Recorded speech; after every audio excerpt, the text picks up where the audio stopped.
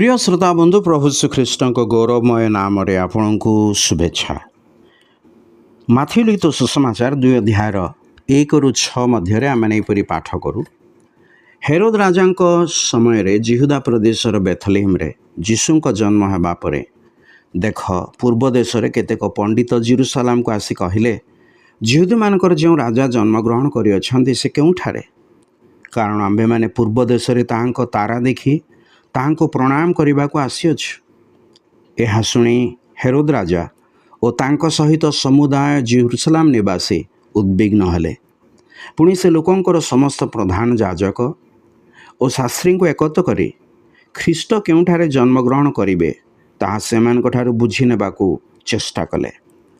सेमाने तांको कहिले जिहुदा प्रदेशर बेथलेहेम रे, कारण भाववादी द्वारा एपरि लेखा अछि, आउ गो जिहुदांक प्रदेशर बेथलेहेम तो जिहुदार प्रधान नगर समूह मध्य कौन सी प्रकार क्षुद्रतम नुह, कारण जे आंभर इस्राएल लोकं को प्रतिपालन करिवे एपरि जड़े शासनकर्ता तोठारु उत्पन्न हेबे, जे लोकं को प्रतिपालन करिवे।